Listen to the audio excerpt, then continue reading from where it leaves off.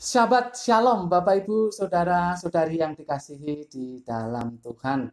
Kita bersyukur karena bisa berjumpa kembali di dalam pembelajaran firman Tuhan kali ini. Kita berdoa. Bapa, dalam nama Tuhan Yesus, di dalam hidup kami ini kami membutuhkan firman-Mu.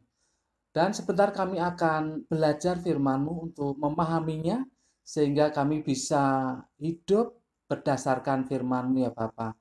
Kami sadar akan segala keterbatasan kami. Mohon kiranya Roh Kudus yang menerangi hati kami, sehingga kami sanggup untuk memahami kebenaran firman-Mu ya Bapa.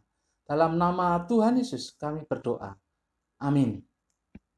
Bapak Ibu, Saudara-saudari yang dikasihi dalam Tuhan, hari ini Sabtu 26 Juni 2021, kita akan belajar dari Yohanes pasal yang ke-10 ayat 3 sampai 5 dan ayat 14 sampai 16. Yohanes pasal yang ke-10 ayat 3 sampai 5 dan ayat 14 sampai 16. Judulnya adalah Apakah Anda domba yang baik? Bagian yang pertama. Apakah Anda domba yang baik? Bagian yang pertama.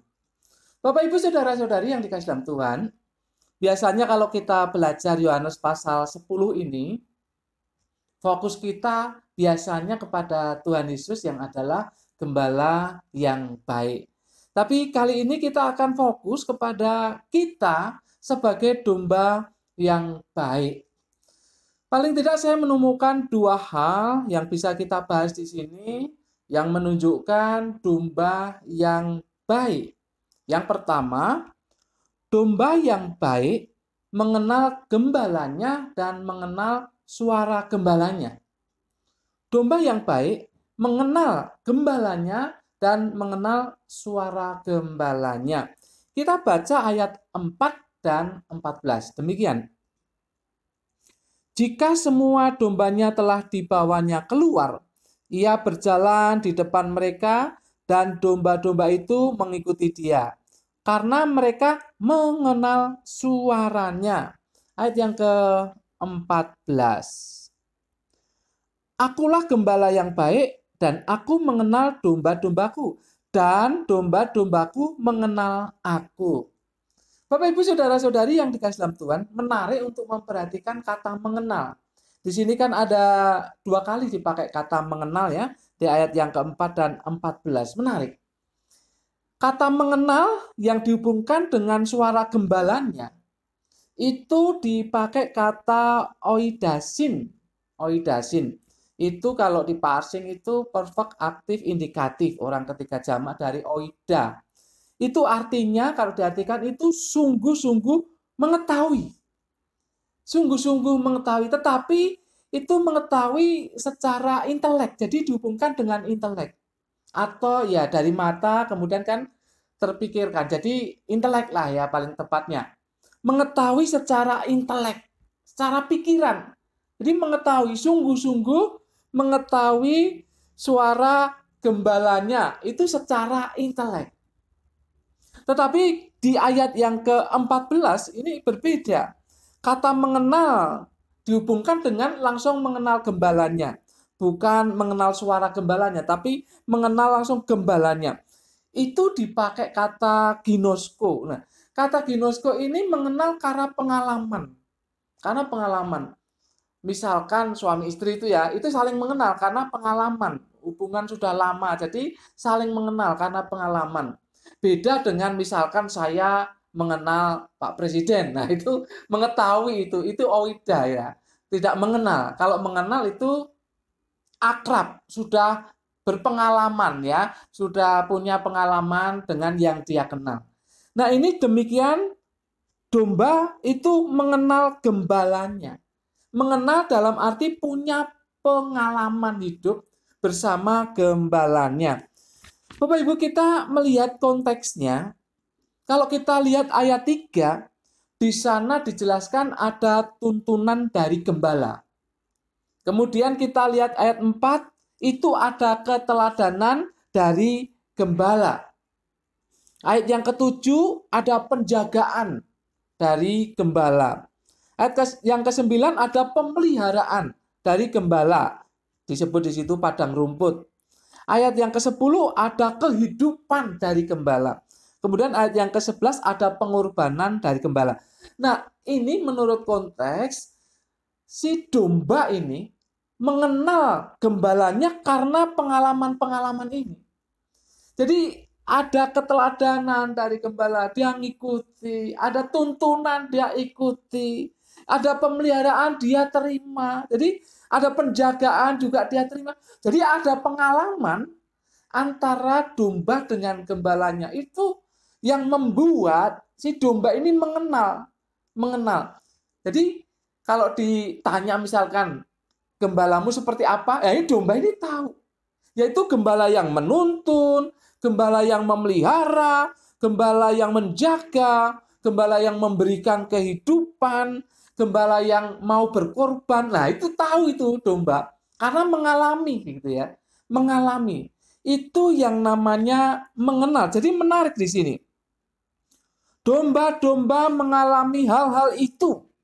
Maka tahu persis siapa gembalanya. Nah, Bapak Ibu Saudara-saudari yang dikasih dalam Tuhan, domba yang baik itu mengenal.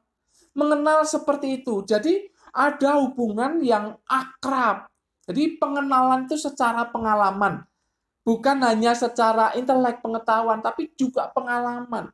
Artinya mengalami apa yang diperbuat oleh gembalanya. Itu domba yang baik. Harus mengenal. Ya, harus mengenal. Jadi untuk menjadi domba yang baik itu mengenal gembalanya sekaligus mengenal suara gembalanya. Jadi ketika gembalanya dari jauh mungkin sudah menimbulkan suara-suara, nah ini sudah tahu ini domba-domba. Oh itu gembala saya, itu sudah tahu domba itu. Itu namanya domba yang baik. Domba yang mau mengenal dan dikenal juga oleh gembalanya. Itu yang pertama. Yang kedua ini hampir sepadan ya. Domba yang baik adalah domba yang mendengar suara gembalanya.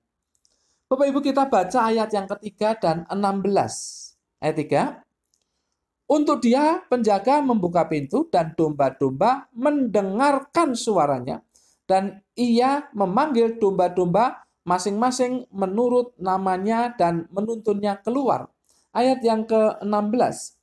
Ada lagi padaku domba-domba lain yang bukan dari kandang ini. Domba-domba itu harus kutuntun juga dan mereka akan mendengarkan suaraku dan mereka akan menjadi satu kawanan dengan satu gembala. Perhatikan di sini.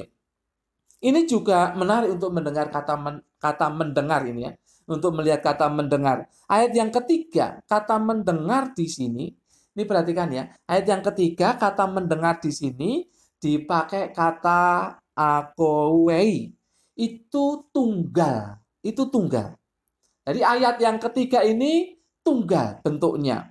Akowo dari akowo. Akowei dari akowo. Itu bentuknya tunggal. Nah ini menunjukkan masing-masing domba. Masing-masing domba, bukan rombongan. Ini menarik, Bapak. Ini menarik ya. Jadi yang dikatakan mendengar di sini adalah masing-masing domba. Masing-masing domba. Ini sesuai dengan konteksnya. Kalau kita lihat di ayat yang ketiga tadi, domba itu dipanggil masing-masing namanya. Masing-masing namanya oleh gembala. Jadi ini perkara pribadi. Jadi mendengar suara gembalanya itu masing-masing. Bukan rombongan ya. Bukan rombongan. Tetapi di ayat yang ke-16 ini dipakai bentuk jamak. Jadi secara kelompok gitu ya, secara kelompok. Harus kutuntun juga dan mereka akan mendengarkan suaraku mereka. Jadi secara kelompok. Ini maksudnya apa? Saya jelaskan demikian. Jadi domba itu secara pribadi harus mendengar suara gembalanya. Tetapi secara kelompok juga harus mendengar suara gembalanya. Bapak Ibu Saudara-saudari yang dikasih dalam Tuhan, domba yang baik itu domba yang mendengarkan suara gembalanya.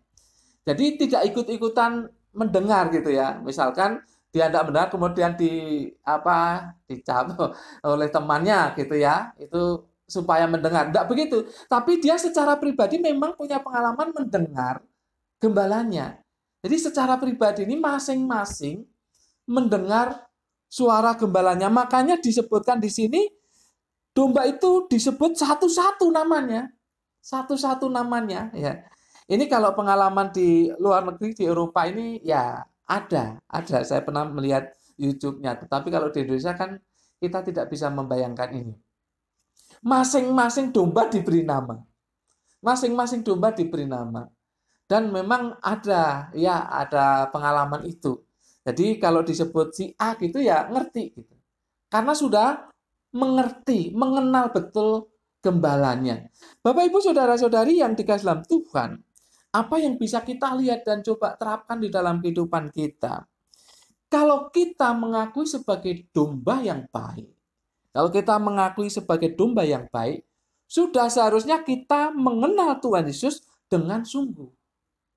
Kita mengenal Tuhan Yesus dengan sungguh, artinya kita mengalami kehidupan bersama dengan Dia. Kita menjadi orang yang rela dituntun oleh Tuhan Yesus karena Dia gembala kita. Kita menjadi orang yang rela berada di dalam penjagaan Tuhan Yesus karena Dia gembala kita. Kita tidak melarikan diri, ya, tidak menjadi domba yang sesat, tetapi dalam kumpulan, dalam penjagaan Tuhan Yesus sebagai gembala kita. Kita mau menikmati apa yang diberikan oleh Tuhan Yesus di dalam kehidupan ini. Tentunya itu adalah perkara rohani yang terutama. Kita mau menikmatinya. Sebagai domba yang baik, Anda harus mau mengenal Tuhan Yesus secara sungguh. Jadi jangan hanya kata orang. Tuhan Yesus itu siapa? Ya, kata orang begini, kata orang begini. Ya itu kurang benar ya. Walaupun Anda mengakui sebagai orang percaya. Tetapi itu tidak benar. Harus mengenal sungguh-sungguh gembala kita. Kita harus mengenal sungguh-sungguh. Jadi harus ada hubungan yang baik antara Anda dengan Tuhan Yesus. Ya, jalinlah persekutuan yang baik.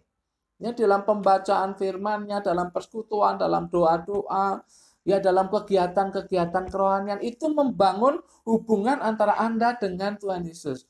Dan sebagai domba yang baik, Anda harus mengenal sungguh-sungguh siapa gembala Anda, yaitu Tuhan Yesus. Di samping itu harus mau mendengar suaranya. Mendengar itu sebetulnya konotasinya itu taat ya, taat. Kalau kata mendengar itu dipakai di dalam Alkitab itu biasanya dikaitkan dengan taat. Jadi mendengar dengan cerdas, artinya mendengar mau melakukan. Jadi kalau Anda adalah domba yang baik, Anda harus mendengar suara dari gembala, yaitu suara Tuhan Yesus. Dengar dan lakukan. Ada lagu kan berkata demikian. Dengar dia panggil nama saya. Dengar dia panggil namamu. Dengar dia panggil nama saya. Juga dia panggil namamu. Gimana jawabnya? Ku jawab ya. Tapi jangan hanya di mulut, tapi dilakukan. Jadi apa yang disuarakan oleh Tuhan Yesus, terutama panggilannya untuk melayani Dia, didengar dan ditaati. Bapak Ibu saudara-saudari yang dikasihi dalam Tuhan, apakah Anda domba yang baik? Tanyakan dan evaluasi pada diri Anda. Kalau Anda mengenal Tuhan Yesus dengan baik, mengerti dengan persis, baik secara intelektual maupun pengalaman, dan Anda mendengarkan suaranya dan mentaatinya, melakukannya dalam kehidupan sehari-hari, maka Anda adalah domba yang baik. Jadilah domba yang baik. Amin. Mari kita berdoa. Bapa, dalam nama Tuhan Yesus, terima kasih kami sudah belajar firman-Mu.